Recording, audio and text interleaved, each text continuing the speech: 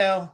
Okay, there we go. Ah, there he is. Hey, Good to see you, good buddy. Hey, I morning. invited my son and Brandon Adams to spend a few minutes with us Yeah. also because they're involved in all the stuff we're doing and talk as far as trends and things like that. They're going to give some input. Yeah, I love it. And hey, both of you guys, if you want input, just like Kevin, you could just say, hey, call out either one of them. Also, love to get feedback in the chat bar. Everybody here knows of you, Kevin. So thanks for jumping on today. You Super bet.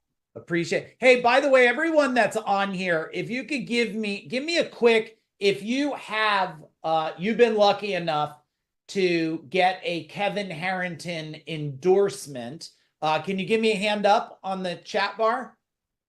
All right, so we got a bunch of hands up here. Awesome. Good. If any of Awesome. you have not, well, let me know and we'll talk about if there's a possibility of an option for you. Okay. All right, Kevin, you ready? I got a bunch of questions. We're going to go fast and furious at these. Okay. Hey, All right. do we know have you seen is Brandon or Brian on? Yeah, both of them are on here. Yep. Okay. Hey guys. Yep. Hey, Brandon. What's Hey, up? Okay. We're here. All right. So here we go. all right. So the first question is, Kevin, what are the most important factors you consider before either acquiring or investing in any company today, knowing what you know in 2025? Right. Good question.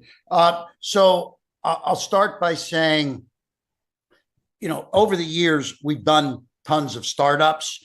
People bring me an idea, they have a product, and hey, let's do something, right? So that's a little different than what I'm going to talk about here because we are a startup company. We finance companies that have zero sales.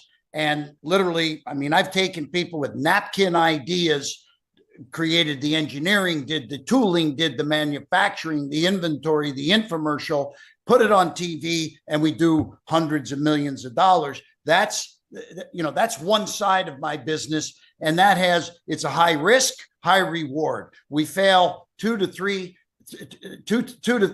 three times, 3 out of 4 times. You got to have a good stomach for that kind of business because 2 out of 3, you just walk from everything and, many months of your life. But if I'm looking at an existing business, I like to see that they have identified a scaling technique.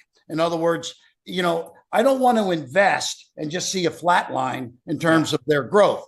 I want to see that, and many times companies come to us and they say, look, if we just had an extra couple $100,000, we could put it into marketing, get more customers, build our business. So, okay, let's look at the CAC, the customer acquisition cost. What's your CAC?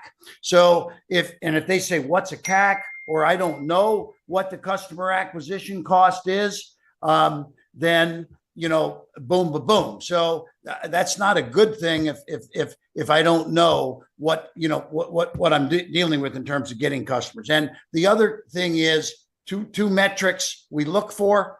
If you have an identified customer acquisition cost that's reasonable, and then it also ties into the lifetime value of the customer, what is the average order value or the lifetime value? And if those numbers are making sense and we can use money to go get more customers, that is a good thing for us to do. So the other thing, not everybody has all their numbers figured out and the CACs and the AORs and all of that. But I think in general, I invest in companies that are looking to scale and scale geometrically, not just using. I think we used to say, I don't have a multiplication mark on my calculator because I don't just multiply. I like to geometrically grow. So I mean, we invested in a little company in India. They had 3 locations, and boom, they used the money to go to over 100. They 10x'd our investment, and so I guess just final thoughts from me is that I want to know also the use of proceeds, because if I'm putting in 250,000, and this happened to me a couple of years ago, it went right to paying a guy his salary of 1.5 million, his $500,000 car for him, his wife 350 grand, a car for her, and there was no way we were ever going to make money and ever get our money back, but we didn't know all of that before we got into it. So I want to make sure that there's a path for a return on investment. Yeah. When do you decide, Kevin, to cut your losses and just say, you know what? I gotta move on. And do you build in when we do deals, we put in like a divorce clause, like, hey, if this doesn't work out. So tell me, what is something you were like, without sharing exact details, like, I'm out of here. We're done wasting time and energy. Yeah. I mean, in the product world, in the old days, we got so involved with our products and believed in them, and we would just spend way too much time on them after we should have walked. And so that's a very good question. So I mean, when we launch a product, we want to make sure before we walk from it that we've attempted to fix the couple different things that I just talked about, lower the customer acquisition cost. If I go spend 20 grand in media on a product and only brings in 10 grand, I'm losing money.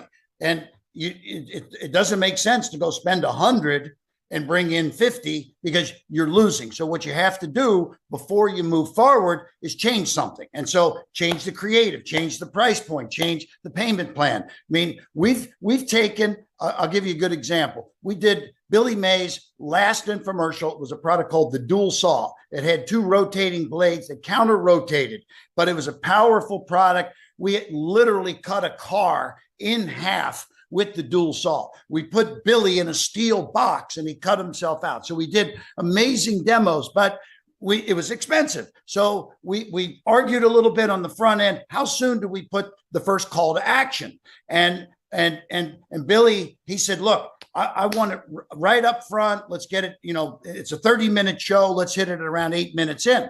And so, because this is a great product, let's not wait too long. The show tested 10,000 in media, 10,000 in sales. We're losing money.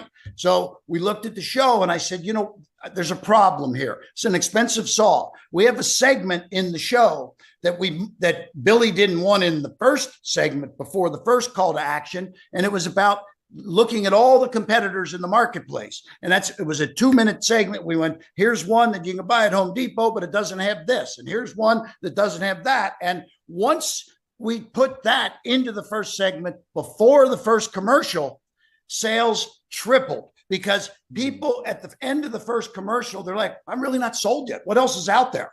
I better go to Home Depot before I go spend $180 on this saw. So the bottom line is we were able to correct that, take it to the moon. It went on to do hundreds of millions of dollars. And some people might have walked after the beginning. So we always do tweaking and positioning and testing and price testing. And sometimes, hey, if you try to get 159 in a one pay, 10,000 in media might bring in 10,000 in sales. But if you do a 4-pay, $39.95, it might double your sales, and now you got a profit. So you got to keep testing. But I have a saying. We like to test before we invest big money. So don't go spend hundreds of thousands or millions or whatever. I mean, we literally can test sometimes for as little as $500 on a Facebook or Meta ad, right? So, I think that, test before you invest. And then I also, I know I've used this statement before, and I'm not sure if you're familiar with it, but Winston Churchill said success is being able to go from failure to failure without the loss of enthusiasm. Okay. And so, because, he's a wise guy. You're not going to hit a home run every time. You got to accept the losses and move on. Yeah, that's great. So if you were to say, you know what, Mike, I have these 3 magic secret sauce, like these 3 pills. I always look at every deal and say, if I could do this, this, and this, we could probably make magic. What's your first core three things? In terms of what I would look for Yeah. To in know a that you product? could take it from an opportunity to a good return on investment for yourself. Okay, so I'll give you my couple things, and then I want Brandon and Brian to chime in here. But the first thing I look for is, it does the product is there a magical transformation and a problem solving? So does your product or service solve a problem in a unique fashion such that no other products or service solves that problem in a similar fashion? So that's one. I'll say it again. Does your product or service solve a problem in a unique fashion such that no other product or service is solving that same problem in a similar fashion? Right. So, and so that's something that we look for. Then I also look for something that has magical transformation, and because people love to see before and afters. In Proactive Skincare, terrible acne, clear skin. Tony Little Fitness, 180 pounds overweight, down to 120 after the ab isolator, right? So magical transformation. And then the last thing, and this will lead into maybe Brandon, is can we brand this company? Can we shoot low-cost videos, get them out there? Because the old days of putting things on TV, I did for 40 years, is very expensive. You can't afford to do that anymore unless you really know the business. And we're still able to do it here and there, but we had to get out of that business full time. And so the question is we took a husband and a wife, were two lawyers working for an insurance company, and they were giving out big payouts to their buddy lawyers. And they're like, geez, we're getting a salary. We got to get on that side of the table. So they hung up their shingle and said, hey, we're the lawyers that used to work for insurance. Call us personal injury, right? Goose eggs, nothing, no leads, no nothing. And they're like, what's wrong? Because you just started. People go to the internet, so they hired us. We shot dozens and dozens and then more than 100 videos. And now we're spending hundreds of thousands of dollars in media, and they're getting somewhere between a 4 and a 5 time return on that investment after we've now peppered the market with all their stuff. So Brandon, I see you look like you're getting ready to talk. So go ahead. Yeah. So on top of that, we look at recurring revenue. How can we acquire a customer, and how can that customer pay us for months to come? And what is the lifetime value of a customer? And the example Kevin gave is around content. We test before we invest more money. We create variations of content. And I'll give you an example. We have a company or a product right now called Happy Toilet. And this is crazy. Kevin and I were at a pitch competition. They pitched us. We did a deal with them, and we're equity owners. And we tested ads. Happy Toilet is a thing you put in the back of your toilet. It cleans every time you flush. It'll clean. And they have tablets. And so we tested an ads with various demonstrations, video assets. And right now we're getting a 4-to-1 return on ad spend. So for every dollar that we put in, we get $4 back. Now, wow. Once you acquire a customer, the biggest thing we look for is how can we increase the cart life value, but also introduce other products. So for this product, not only are we selling the actual toilet cleaner, we're selling the tablets that can be on auto ship every couple months. So it's recurring revenue. Plus, they have other products they're going to introduce to these customers. So one thing I'm going to add to that is for everybody watching, when you acquire a customer, how can you focus more energy on providing more products and services to that customer? Because a lot of people focus on, okay, how do I get more customers? That's great, but how can you maximize the lifetime value of that customer? In this case with Happy Toilet, it's a product, but this could go for any industry. Yeah. Hey, Brandon, another question for you. So you like anytime you're investing to see, tell me if I'm right or wrong, do you like to see how fast you could either get a subscription or membership model into that? Yeah, anything, when we put money into anything, we want to see a pathway. If we're going to put money in, we want to see a result. So if we put 100 grand into something, what does that 100 grand get us? Where is it going to be? What's a milestone? But also beyond the result, how can we maximize the result? We don't go in blind for anything. We have data. Even when we make investments, we know the data of, hey, it's not like going in blind. We know it's getting a 3-to-1, a 4-to-1 return. So we want to put more money into that, because if we can spend $10, we'll spend 10,000 and get 40,000 back. And so again, it's just using the data to be able to understand how we make a calculated investment.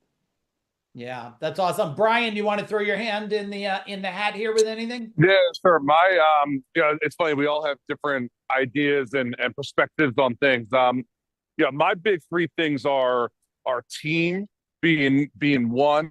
So who's running the ship? Sometimes very quickly you can see if this person has it or not. When times get tough, are they able to get through the trenches? And then who's their supporting cast around them, because you always say you can't do it alone. It's very tough to be a business owner, an entrepreneur, and do everything alone. Two, like kind of Brandon and Kevin were saying, marketing plan, marketing metrics. Is it actually scalable? And then three, the financials around it all. I think Kevin mentioned customer acquisition, lifetime value. Like we've seen so many times where someone creates this great business, great idea. They do all these great things, and then you look at their projections, you look at their financial forecasts, and no matter what they do, they'll never make money. So when looking at any business, you got to make sure the financials are right. Can they scale it? And do they have the right team to implement it and to actually make it happen? I love it. Okay, you guys stay here because I'm going to round robin all of you because Kevin's brilliant, but you guys are brilliant also. So this is amazing. Kevin, back to you. With changing consumer behavior, how are you guys adjusting sales or marketing strategies in 2025 based on noise and how people are reacting today versus the past? One of the beautiful things about our business, so that's a great question to ask a Procter & Gamble, okay? Because they do years of research before they launch a product. And we were involved with, we're shooting an infomercial right now. I shot it 2 weeks ago. And our partner, we have a partnership in this deal. And our partner said, hey, look, I think we should get a focus group to take a look at the infomercial before we run it, to see what they say, because maybe we'll learn something. And I said, okay, great. Guess what? The focus group is probably going to cost somewhere between 30 to 50 grand. And they're going to give you a bunch of information. And I'll tell you, Tony Robbins did a focus group on his first infomercial back in the late 80s. And the focus group said, we love the show, but we don't like that guy, Tony. Okay. So they're like, and thank God Guthy-Renker still went forward with the deal. Right. So I said to my partner, I said, look, you want to spend 25, 30 to 50 grand, whatever, for a focus group. Guess what? We can spend 5 grand on Facebook. That's our focus group. And it's going to tell us whether we've hit the mark or not. So yes, we do adapt, but we also, at the end of the day, just test. I mean, this is the old test before you invest. You spend too much time researching, adapting, structuring, focus groups, all that. Let Procter & Gamble do that. Brian can tell you a story. I got this little product that I got to find one. I had it right in front of me. It's a little eyeglass cleaner. I think I've talked to you about it before. Mike showed you the Peeps eyeglass cleaner. So we didn't know if this product was going to work. The owner had already sold what he could and he was done. And we spent $500 in media. It generated $2,500 in sales. What did Brandon just tell you? We spent whatever number it did, the toilet product, 4 times what it did on the media. So I didn't need to spend tens of thousands of dollars on focus groups. The orders coming in are telling me I've got something that the people like. Now, what you can do is then dive deeper. Now that you got a winner, now you can dive deeper and find out, okay, who is buying this? What are the demographics? What are the time slots if we're running, on television or whatever, so you can deep dive to try to get sort of a profile. And what do they call that, Brian and Brandon? A mirror or lookalike kind of a situation? Yeah, the lookalike audiences and whatnot. Yeah. Do we still do that? Oh yeah. And the cool thing too is, just to add on to what you just said, like Happy Toilet, for example. We're shooting right now, I think, Brandon, it's like 5 or 6 videos. Yeah. It costs, it doesn't cost that much. We're creating different content different for TikTok than we are for Instagram, that we are for Facebook, and we test it, right? We create different videos so we could test, which content works best and where it works best on which platform also. So, and it's relatively cheap to do that. So, I mean, that's kind of the focus group, like you said. And also beyond testing. So like we test TikTok, we test Meta, we test YouTube, you name it. We get the data from those platforms, but then we use the success from those platforms to go even to retail. We can go, hey, we're selling this much here. This is a proof. So then retail is more open to putting it in their store. So we use the data and the success to open up more distribution channels. Yeah, well, great info, everybody. Hey, Brian, how are you personally staying ahead of the ever-changing business landscape now? Well, it's funny because I tell our team this all the time. I ask them, are you scrolling through TikTok? Are you scrolling through Instagram yourself? Because we're marketers, right? So if our team is not personal users of these platforms, we'll never be able to understand and stay up on the trends and how they work. So, honestly, like, we just are consumers of social and look how other people do it and get ideas. And, I mean, that's a big way is to kind of always try to stay in, how everyone, is doing things online ultimately. Yeah. The other thing, I mean, we used to do a lot of trade shows. Trade shows have changed a little bit, but I mean, at one time I did 30 trade shows a year to stay in touch. The houseware show, the hardware show, the fitness show, the beauty show, the golf show. And so we don't do 30, but we still do some strategic ones. I was at the PGA Golf Show. We launched some stuff up there. We go to CES. We may be going to the hardware show coming up because we got a hardware product now. But tuning in to the associations in industries, like the hardware associate, the houseware association that puts on the houseware show. These you meet people, you serve on board, you get invited to speak, et cetera, et cetera. Yeah. Brandon, one for you, and pitch it if it's not the best for you. When are you getting into investing in a company because you want to build to sell? And are you ever getting into a company where you guys say, you know what, it's a cash flow. Let's just keep it till it's dead someday? So one thing we've done recently is we've put a phase process to even get to the point where we invest our own money. We've been working with a company for at least a year. Now, there are some cases that we don't do that. And so we go through a phase 1, a phase 2. And once we do get to that point, we ultimately want to ask ourselves, if we're going to put money into this, what is the liquidation? So like we can get equity all day, but the equity is only worth something if they're going to exit, they're going to go public, or obviously like a product can get cash along the way. So that's one thing that we do look at. And I mean, an example for Happy Toilet, I keep going back to that. We will make money every single month from the profits of the business. But what we'll ultimately do once we really understand our acquisition costs, and let's say we're spending $100,000 a month, we'll ask ourselves, how do we get to $300,000-$400,000 a month, which means we're going to get a multiple return. Not only will we potentially invest our own money, but we'll go out and raise capital to scale this to 100 million. And so that's what we look at. Hey, where's the pathway to getting our money back? And how do we get a return on that investment? Yeah, that's great. Kevin, Jay Abraham told me once, he goes, you start helping people, like maybe the stage 1, and then people grow and then they get amnesia on how the hell they actually started to grow. And then they want to get out of a deal like they don't need you. Do you ever deal with anything like that anymore? I mean, I won't name any names, but a woman came to us. She had one location, and she said, what should I do? And, the word franchise came up, and we're like, oh, so, let's look at a franchising situation. So we helped her put all that together, started selling franchises. I was branding myself as the guy with her. She sold how many franchises, Brian? Oh, I think it was over 100, was it? Over 100. Yeah. And then she sued us, okay? Because she said she didn't want to give us any equity.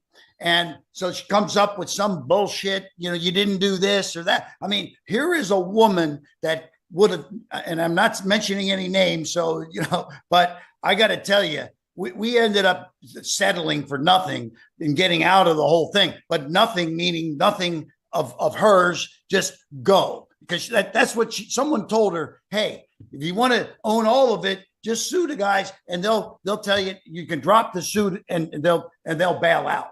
So some people are devious like that. So but I always say karma is a bitch, and I haven't checked in to see how she's doing, but we're not there anymore. I don't know what she's up to, but God bless. It may be not going to go so well for her long term, in my opinion, making decisions like that. Yeah. Kevin, when you look at, let's say you have these small business owners, and some of them are pretty small minded. Talk about doing how much faster a small company could move, even if they give up some equity in advisory shares or equity in partnerships. Talk about that a little bit.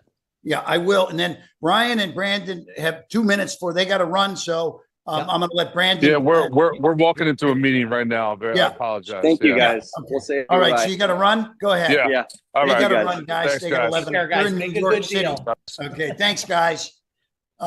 So what was the question again? Yeah, like doing, if someone is a small company, of giving up either what they would call like advisory shares, I'm going to give you equity and I'm going to advise you, or bringing in somebody to partner with, how much faster can you go with a board of support versus trying to just figure it out alone?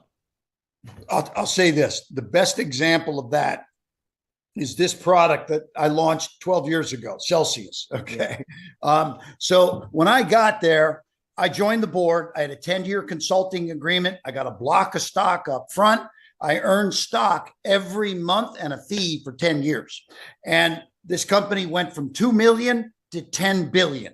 And it was only because I was able to talk the board into loosening up a couple of shares. First of all, for me to join the board. Secondly, for a couple of big celebrities and Flo Rida and the Kardashians and this and that. And all of a sudden we then also, I brought in a connection of mine over in Hong Kong. He owned 25,000 stores over there. He wanted the rights to Celsius for Asia. But, so we worked him into the deal with some shares, et cetera, et cetera. So I'm a huge believer. You can own 100% of your company. Let's call it a pie. You own 100% of your pie. Now, sometimes owning 95% of a much bigger pie is going to give you a lot more. Just the one thing to be careful with is losing control and making sure. Sometimes investors will put a fancy operating agreement together, and be careful of operating agreements because they can do good or bad either way. They could be good for the investor or bad for the investor. Yeah. What is, if you could give, knowing what you know now, if you could go back 20 years or further before you were, doing partnerships, equity deals, what are two things that you say, knowing what you know now, these are two cardinal rules of yours? Two things? Oh, let's see. Well, I would say, I'll be honest with you. 20 years ago, I was very happy sitting in the As Seen on TV business. I own As Seen on TV Inc., AsSeenOnTV.com. And we did product after product with Tony Little, Jack LaLanne, George Foreman, Kim Kardashian, Paris Hilton, you name it. We worked with the best of the best and did billions of dollars. But there's one thing that I never cared about at all. And that was, I was building Billy Mays' brand, Tony Little's brand, Jack LaLanne's brand. All these brands I'm building. I forgot to build my own. So that's the one thing that I learned is, you write a book, you start speaking. I mean, I'll lay the story out. I had him, it was down with Richard Branson in Necker Island. And he's like, Kevin, you didn't brand yourself. You really need to start doing stuff. I said, where would you start if you were me? He said, go home, write a book, and then promote the book. And he says, Kevin, I got dozen plus books. Okay. He says, I'm in hot air balloons creating videos. He said, so write the book, do the videos, build your brand. And I did. And I was doing all of that. And who was watching? Mark Burnett, from Shark Tank. And that's how I got the call to be a shark on Shark Tank, because I focused on something 20 years ago I never even thought about, which was building my brand. So that's something in today's world. I mean, believe it or not, the Happy Toilet, you just heard about it here. In 6 weeks, a bunch of you on this line are going to say, damn it, I saw that. I just saw some ads on the Happy Toilet, because it's coming, right? We're branding it. And so that's a big thing, number one. Secondly, I would say this. In the old days, it was really difficult to raise capital. I mean, to raise money, you had to find just, basically an investment banker or wealthy investors or angels. And I think in today's world, I mean, first of all, you got Stripe throwing, hey, we'll lend you money, and Shopify, and everyone's throwing money at you. No, do a crowdfunding, raise $250,000. Somebody gets sick, they go fund me page. It's like, I mean, I do think there, without going crazy or dishonest in this fashion, I think there's a good way to tie in to some capital strategies today. Entrepreneurs, there's SBA opportunities. There's way more ways to get capital today than there was 20 years ago. Yeah. Kevin, if someone's going to build a portfolio of some companies, tell me who's the key on the team that you have when you're thinking about building out this team to help manage it? Like, you got Brandon and Brian. What roles should we have? So, it's funny. Kevin O'Leary, Mr. Wonderful, one night on Shark Tank, and it's filming the show. O'Leary like, hey, I bet on the jockey, and you're the jockey, and I'm betting on you. Well, I'll say this: a lot of people say that they bet on the jockey. Well, I have a buddy. He's a trainer of horses, Kenny McPeak. He's a Triple Crown winner, just won the Kentucky Derby recently. And Kenny says, I spend years training those horses, walking them, medical, shots, doctors, everything.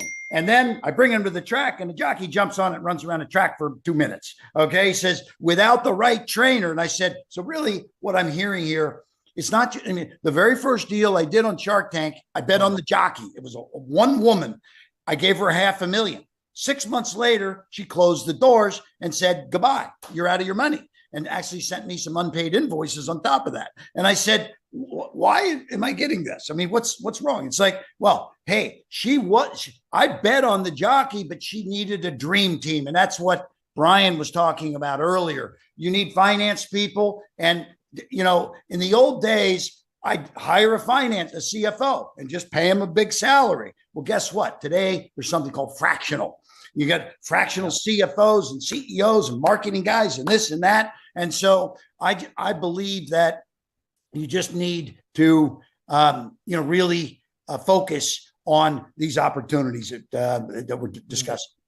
Yeah. How do you feel about the, just in general, about the future of the world with AI, humanoid robots and everything? Are you super excited about this stuff? I am excited because it's here. It's sort of, when the internet first came out and there was all kinds of things going on, some people embraced it, and those that embraced it the most made fortunes. Others held back, and they're like, I just don't know about this. I'm not ready for it, whatever, jumping in, giving all my information out to everyone all over the place. But, I think that, AI is going to be a game changer. The key thing is using it in an ethical, legal fashion, because, I think there was a video already of Donald Trump kissing Kamala Harris or something. It's like, that we know that that's fake, but, it's like there will be some tough times with AI and the competition in that area. But I just believe that the smart people that stay ahead of the curve, and, Mike, I don't know how you guys are tracking AI or testing with things or whatever, but it's a good thing for you to be able, for you to do for your team that's on this call also. But for us, yes, I mean, it's a little early. We're not using AI for marketing yet, but once those opportunities come to the table, that's what I look for. How do I use AI for customer acquisition? Yeah, we actually have Kevin, a fractional AI officer on our team, Nice. just to stay ahead of the trends here. One last question for you here before I let you go. Talk to everybody about, no matter what stage or different stages they're at in business and life, how should they think about wealth, investing, a portfolio, a stocks, real estate? What are your beliefs? I'm sorry, Mike, say it one more time. Yeah, I so get distracted. thinking about wealth, and Yeah. for anybody on here, no matter what stage they're in their business and life, how do you think about wealth? If you think about real estate, or you think about business, or stock portfolio, what are your theories? Well, so I mean, in the old days, and I like to talk about the old days because I'm an old entrepreneur. But you know, my father always said to me, "Don't keep all your eggs in one basket," right? And I was in the Ask Steve on TV business, and I said, "But Dad, you know, I'm not." You know, I'm launching product after product. He's like, yeah, but you're still in the same business. What happens if that business goes down? And what happened was television viewership plummeted. And yes, I had all my eggs in that one basket. And thank God I was smart enough to sell it 12 years ago to a public company and came out smelling like a rose. So so I think the bottom line is it, you know, I then said, after I sold that company, I said, okay, now I get what my dad's talking about. I need to diversify. I need to, be in treasury bonds. I need to be in stocks. I need to be in real estate. I need, my portfolio is percentages of the portfolio in certain categories, and be careful. I used to be a big stock player, but I'd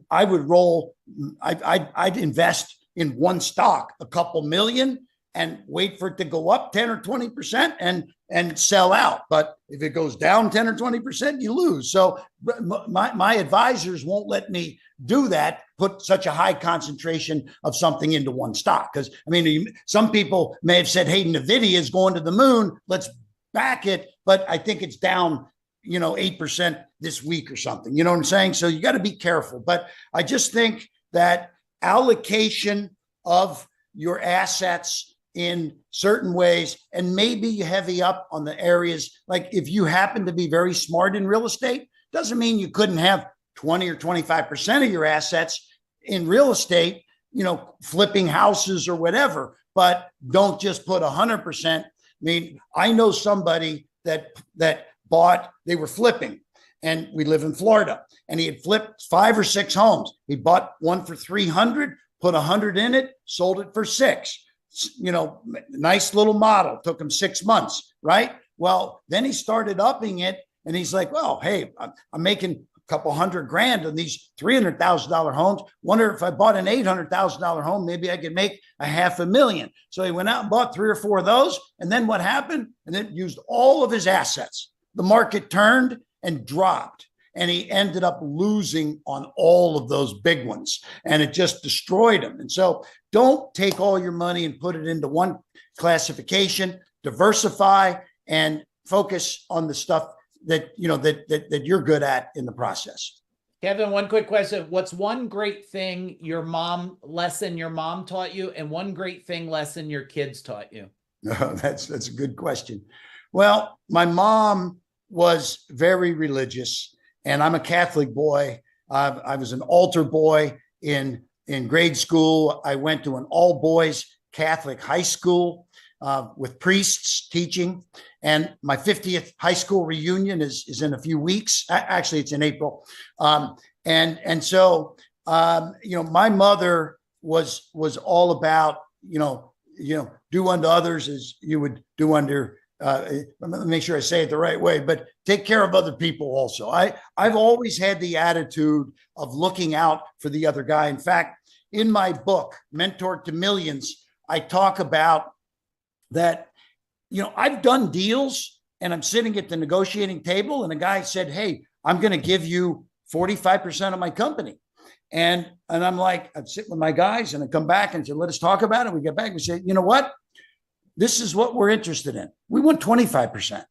He said, what do you mean? He said, at 45%, you're going to be calling us every day. You're going to want us, you're going to say, guys, I gave you 45% of the company. You need to be equal in time and effort and this and that. Yeah. He said, we don't want 45. We don't deserve it. We don't want it. And because we don't want to fight down the road that, why did you guys get 45% for what you bring to the table? So we'd like to do a fair deal. And this really came from my mother. And back in the day, she was God bless her, but she went to church 6 days a week. And Wow. when I was an altar boy, I did 5 or 6 days a week myself. But bottom line is, I think that my wife even says, Kevin, you give so much to so many people. Why do you do that? I said, it's going to come back. I've launched my own foundation. We've got a big golf tournament. I don't know if you play golf, but we've got, if anyone's interested, we have on May 6th or 7th, it's a Tuesday, doing a big money raise for my foundation for junior achievement and entrepreneurship for kids. So, I think that's from my mother and from my Your kids. Yeah. I hate to admit this, and my son's gone now, but my first marriage was not successful, and that was Brian's mother. And we got divorced, and now I moved to Florida, and I married a second time. I've been 20 years with my second wife. Our 18th anniversary is next week, and so one of the things that I've watched my son, and he has 3 kids, 8, 6, and 4, and I know that when I was an entrepreneur, building my businesses and traveling the world to 100 countries, my son was back home primarily with his mother, and I lived in Florida. He lived in Philly. I had joint custody, and I saw him every month. But I will say that being a good parent, a good father, a good mother, for those that fit either role, that is so important. And I was a little selfish, and I'll say, I watch my son, and he comes to Florida, and I say, Brian, do you want to play some golf one day? He says, I can't leave the kids. We're going to be at the beach. And, so he's taught me, that, and it's probably because those were things in his mind when he was growing up. Boy, I wish I had more of my dad. And so I've learned a little bit about that. And that's why I said to my wife, I'm semi-retired now. I don't work. I used to work 80, 90 hours a week. And right now, if I work 20 to 25, play golf a couple of days, I'm focused. I'm hanging with the family, hanging with the kids, hanging with the grandkids. And that is an important thing, to make sure that you support your family's the most important thing. Yeah. Well, everybody give some love in the chat bar to Kevin. Kevin, thank you for being a friend and a mentor, and super excited to have you today. Hey, you bet, guys. And Brandon and Brian, we're excited to be here. And maybe there's some things we can all do together. Yeah, love it.